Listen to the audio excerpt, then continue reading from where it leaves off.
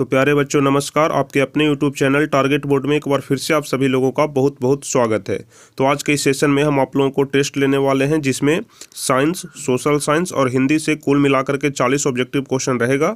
आप लोगों को कोशिश करना है कि सभी क्वेश्चन का आंसर सही सही बताएं। इससे क्या होगा, आपको अपनी तैयारी का भी पता चल जाएगा कि मेरी तैयारी कैसी है, कितना मेरा तैयारी हुआ है, एग्जाम में मेरा कितना नंबर आ सकता है।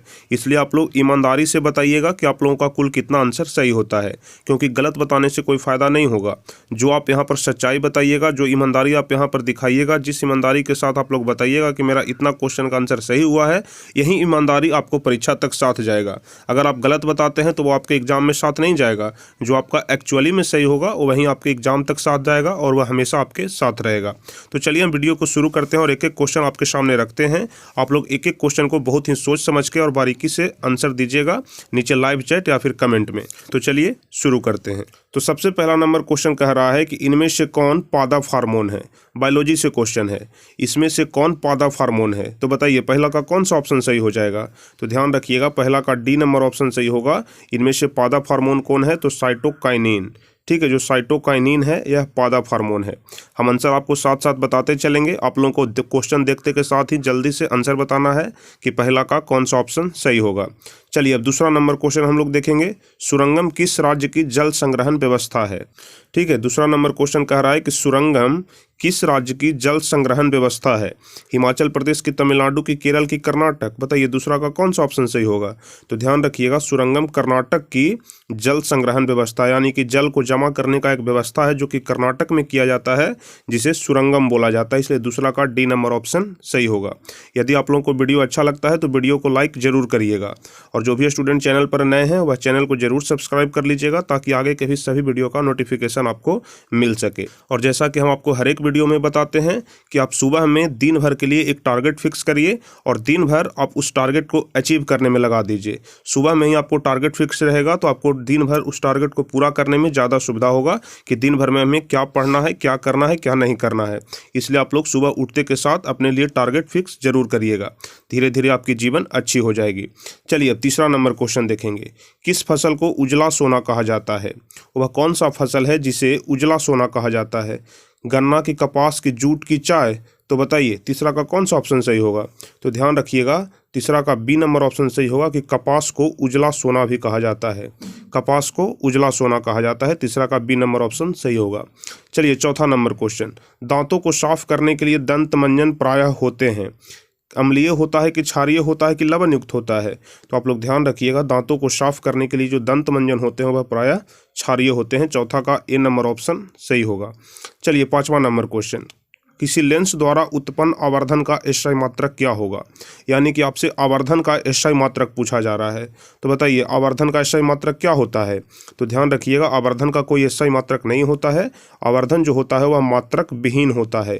इसलिए 5 का डी नंबर ऑप्शन सही होगा। चलिए छठा नंबर क्वेश्चन। क्लोरीन के परमाणु की 12वीं कक्षा में इलेक्ट्रॉनों की संख्या कितनी होती है। ठीक है, क्वेश्चन में आपसे पूछा जा रहा है कि क्लोरीन के परमाणु की 12वीं कक्षा में इलेक्ट्रॉनों की संख्या कितनी होती है। 5 की, 6 की, 7 की, 8। तो ध्यान रखिएगा, छठा का सी नंबर ऑप्शन सही होगा कि क्लोरीन के परमाणु के 12वीं कक्षा में इलेक्ट्रॉनों की संख्या 7 होती है। छठा का सी नंबर ऑप्शन सही हो जाएगा। यदि आपसे क्लोरीन का संकेत पूछा जाता है तो ध्यान रखिएगा, क्लोरीन का संकेत Cl होता है। ठीक है, C और L, क्लोरीन का संकेत क्या होता है, Cl। चलिए अब 7वां नंबर क्वेश्चन देखेंगे कि कपास उत्पादन के लिए उपयुक्त मिट्टी कौन सी होती है। कहने का मतलब हुआ कि कौन सी मिट्टी में कपास का सबसे अधिक उत्पादन होता है। तो बताइए 7वां का कौन सा ऑप्शन सही होगा। तो ध्यान रखिएगा, इसका बी नंबर ऑप्शन सही होगा। कपास उत्पादन के लिए उपयुक्त मिट्टी काली मिट्टी होता है। हम जैसे ही क्वेश्चन को यहाँ पर स्क्रॉल करते हैं, जैसे देखिए 7वां क्वेश्चन है, उसके बाद जैसे ही हम क्वेश्चन को इस प्रकार से स्क्रॉल करते हैं, आप लोगों को झट से क्वेश्चन को पढ़ लेना है और तुरंत आपको नीचे लाइव चैट में उत्तर देना है, क्योंकि जब आप उत्तर देते हैं तो उसके पहले बहुत सारे स्टूडेंट उत्तर दे चुके होते हैं। इसलिए आपको कोशिश करना है कि जितना जल्दी हम क्वेश्चन पढ़ें और जितना जल्दी उसका आंसर दें, क्योंकि आपको एग्जाम में आधे घंटा का टाइम मिलता है और जिसमें आपको 50 क्वेश्चन सॉल्व करने रहते हैं। आधे घंटे के अंदर आपको जो ऑब्जेक्टिव क्वेश्चन वाला कॉपी है वह ले लिया जाता है। इसलिए आपको कोशिश करना है कि एक क्वेश्चन में 20 से 25 सेकंड से ज़्यादा समय न लगाएं। चलिए अब 8वां नंबर क्वेश्चन, कौन सा हाइड्रोकार्बन सबसे सरल यौगिक है?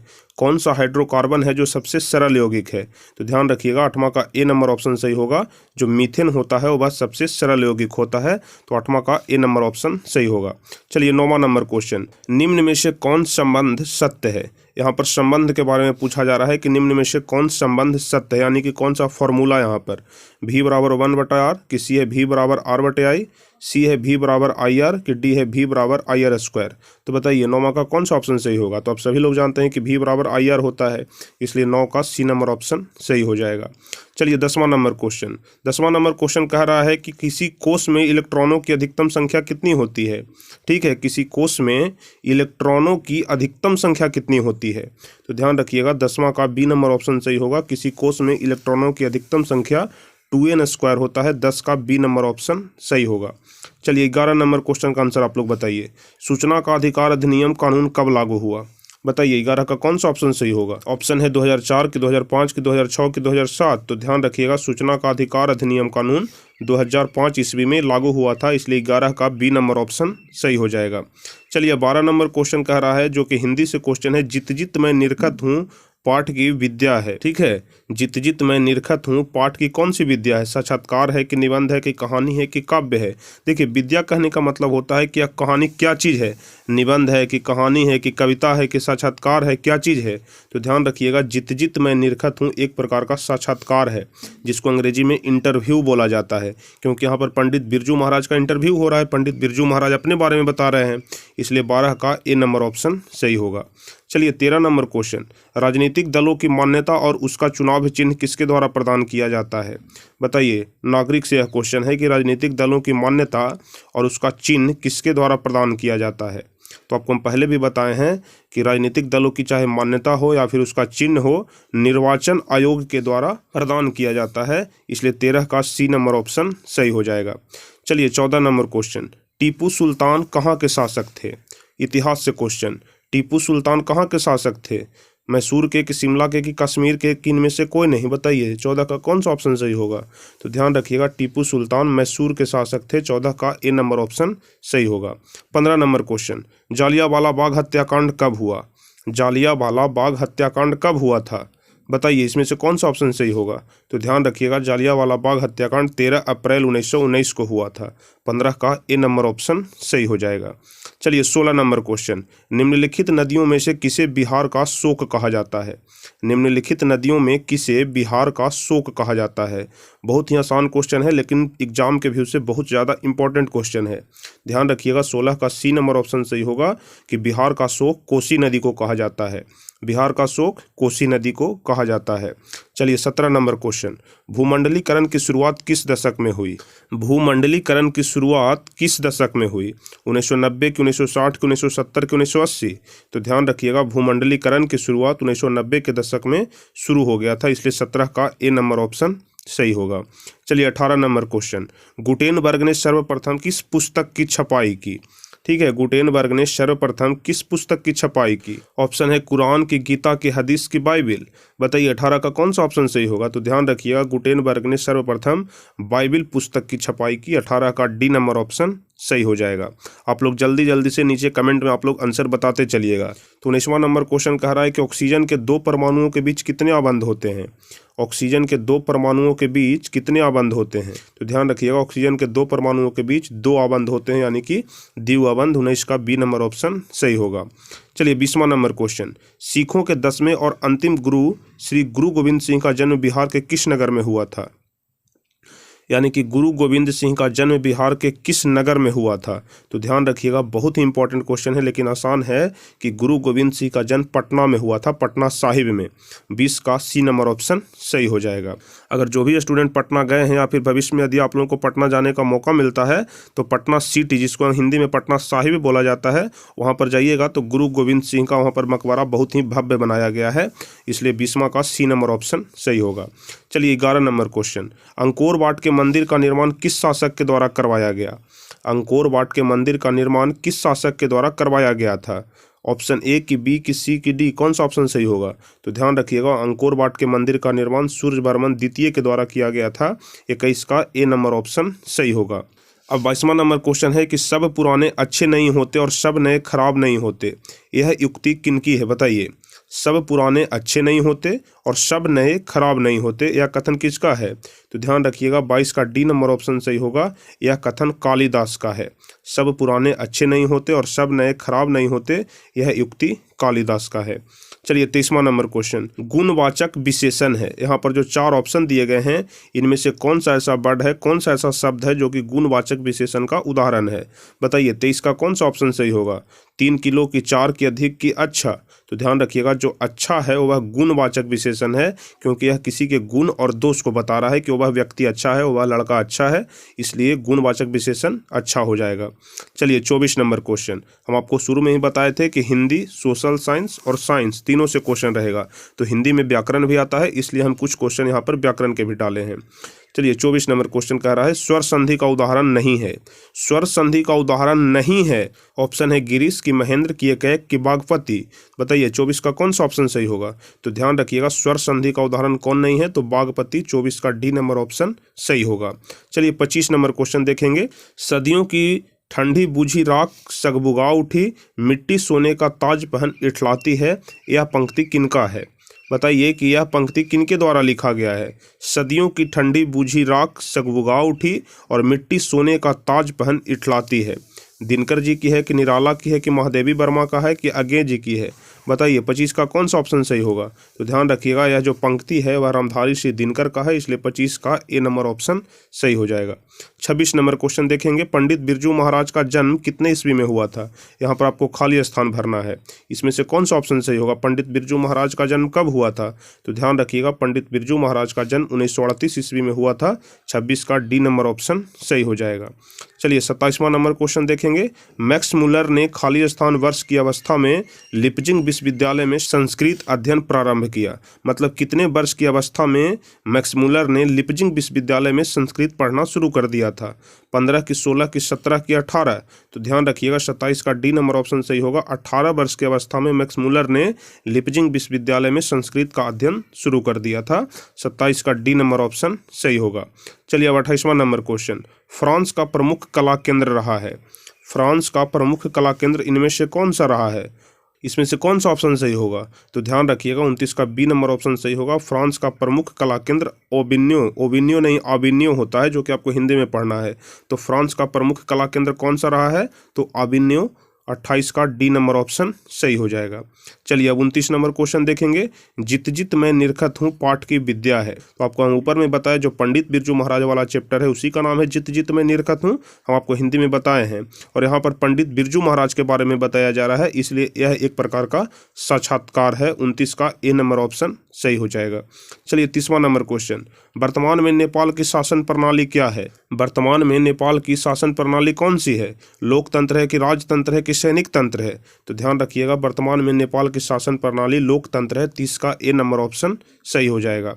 31 नंबर क्वेश्चन कह रहा है कि पूंजीपति वर्ग के द्वारा किस वर्ग का शोषण हुआ? पूंजीपति वर्ग के द्वारा मतलब जिनके पास अधिक रुपया पैसा, अधिक धन दौलत था, उनके द्वारा किस वर्ग का शोषण हुआ? तो ध्यान रखिएगा जिसके पास अधिक पैसा होता है वह श्रमिक वर्ग को ही दबाता है, यानी कि जो मजदूर वर्ग के लोग होते हैं उसी को दबाता है। और पूंजीपति वर्ग के द्वारा भी श्रमिक वर्ग को ही दबाया गया, श्रमिक वर्ग का ही शोषण किया गया, इसलिए 31 का ए नंबर ऑप्शन सही होगा। चलिए 32 नंबर क्वेश्चन कह रहा है कि आधुनिक युग में अर्थव्यवस्था के क्षेत्र में होने वाली सबसे बड़ी क्रांति कौन सी थी? आधुनिक युग में अर्थव्यवस्था के क्षेत्र में होने वाली सबसे बड़ी क्रांति कौन सी थी? वाणिज्यिक क्रांति, की औद्योगिक क्रांति, की साम्यवादी क्रांति, की भौगोलिक खोज? तो बताइए 32 का कौन सा ऑप्शन सही होगा? तो ध्यान रखिएगा आधुनिक युग में अर्थव्यवस्था के क्षेत्र में होने वाली सबसे बड़ी क्रांति औद्योगिक क्रांति थी। 32 का बी नंबर ऑप्शन सही होगा। चलिए 33 नंबर क्वेश्चन, नदियों में बाढ़ आने का प्रमुख कारण क्या है? देखिए यह वाला क्वेश्चन हम आपको बहुत बार रिपीट किए होंगे, बहुत बार बताए होंगे, क्योंकि यह वाला क्वेश्चन बहुत अधिक महत्वपूर्ण होता है भूगोल के लिए, इसलिए आप लोग इस क्वेश्चन को थोड़ा अच्छे से ध्यान रखिएगा। नदियों में बाढ़ आने का प्रमुख प्रमुख कारण क्या होता है? क्योंकि स्टूडेंट अक्सर इस क्वेश्चन में क्या करते हैं कि सीधे देखते हैं और जल की अधिकता, लोग सोच लेते हैं कि जब जल बढ़ जाता है तो बाढ़ आ जाता है, इसलिए ए नंबर ऑप्शन सही मार देते हैं, जबकि यह बिल्कुल गलत आंसर है। इसका सी नंबर ऑप्शन सही होगा कि नदियों में बाढ़ आने का प्रमुख कारण होता है कि नदी की तलहटी में अवसाद का जमना, जिसको कि गाद भी बोला जाता है, और बोलचाल की भाषा में आप पांका भी बोलते होंगे कि नदी में बहुत ज़्यादा पांका है। आप लोग जब नदी में हिलते हैं, जब नीचे काई लगा रहता है, नीचे जब खाई रहता है जिसमें पैर धंसता है, उसको बोलते होंगे कि नदी में बहुत ज़्यादा पांका है। तो पांका जो होता है ना, उसी को अवसाद बोला जाता है, उसी को गाद बोला जाता है। इसलिए नदियों में बाढ़ आने का प्रमुख कारण क्या है कि नदी की तलहटी में अवसाद का जमना। चलिए 33 का सी नंबर ऑप्शन सही होगा। 34 नंबर क्वेश्चन कह रहा है कि भूकंप संभावित क्षेत्रों में भवनों की आकृति कैसी होनी चाहिए? तो ध्यान रखिएगा 34 का डी नंबर ऑप्शन सही होगा कि भूकंप संभावित क्षेत्रों में भवनों की आकृति आयताकार होनी चाहिए, मतलब इस प्रकार से होनी चाहिए ताकि जब जोर से भी भूकंप आए तो किसी प्रकार का कोई नुकसान भवन को ना हो। इसलिए 34 का डी नंबर ऑप्शन सही होगा। अब चलिए 35 नंबर क्वेश्चन देखेंगे। ब्रेस्ट लिटोवस्क की संधि किन दो देशों के बीच हुई थी? ब्रेस्ट लिटोवस्क की संधि किन देशों के बीच हुई थी, बताइए कौन सा ऑप्शन सही होगा? रूस और इटली की, रूस और फ्रांस की, रूस और इंग्लैंड की, रूस और जर्मनी? तो ध्यान रखिएगा इसका डी नंबर ऑप्शन सही होगा, रूस और जर्मनी के बीच ब्रेस्ट लिटोवस्क की संधि हुई थी। 35 का डी नंबर ऑप्शन सही होगा। चलिए 36 नंबर क्वेश्चन देखेंगे कि पूर्ण स्वराज की मांग का प्रस्ताव कांग्रेस के किस वार्षिक अधिवेशन में पारित हुआ? 36 का कौन सा ऑप्शन सही होगा? तो ध्यान रखिएगा 36 का ए नंबर ऑप्शन सही होगा कि पूर्ण स्वराज की मांग प्रस्ताव कांग्रेस के 1929 वार्षिक अधिवेशन में पारित हुआ। 36 का ए नंबर ऑप्शन सही होगा। चलिए 37 नंबर क्वेश्चन देखेंगे, यानी कि सरदार वल्लभ भाई पटेल को सरदार की उपाधि किस किसान आंदोलन के दौरान दी गई थी? यह वाला क्वेश्चन भी हम आपको 2-3 बार बता चुके हैं, 2-3 बार रिपीट करा चुके हैं। तो बताइए सरदार वल्लभ भाई पटेल को सरदार की उपाधि किस किसान आंदोलन के दौरान दी गई थी? तो ध्यान रखिएगा बरदौली किसान आंदोलन के दौरान। 37 का ए नंबर ऑप्शन सही हो जाएगा। चलिए 38 नंबर क्वेश्चन, भारत के लिए पहला फैक्ट्री एक्ट कब पारित हुआ? भारत के लिए पहला फैक्ट्री एक्ट कब पारित हुआ? तो आप लोग ध्यान रखिएगा 38 का सी नंबर ऑप्शन सही होगा। भारत के लिए पहला फैक्ट्री एक्ट 1881 ईस्वी में पारित हुआ था। 38 का सी नंबर ऑप्शन सही होगा। 39 नंबर क्वेश्चन हम लोग देखेंगे कि भारत में किस राज्य में सौर ऊर्जा का विकास की सर्वाधिक संभावनाएं हैं? भारत के कौन से राज्य में सौर ऊर्जा के विकास की सबसे अधिक संभावना है? असम के, अरुणाचल प्रदेश की, राजस्थान की, मेघालय?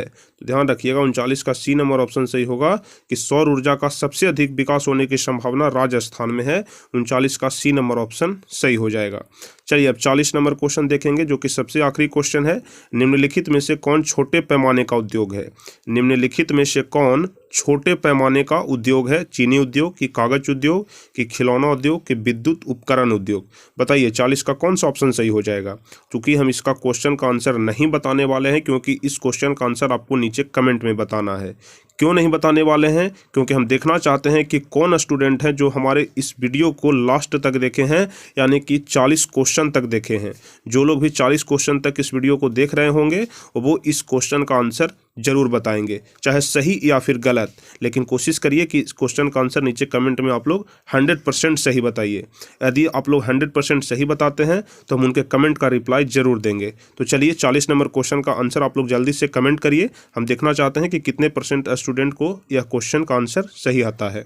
तो चलिए कुल यही 40 क्वेश्चन था जो कि आपको इस टेस्ट सीरीज में देखना था। आज के बाद से हम लगातार आपके लिए टेस्ट सीरीज लाते रहेंगे।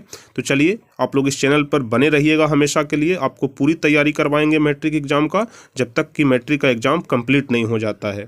तो चलिए आपको यह वीडियो कैसा लगा, आपको यह टेस्ट कैसा लगा, आप हमें नीचे कमेंट में जरूर बताइएगा।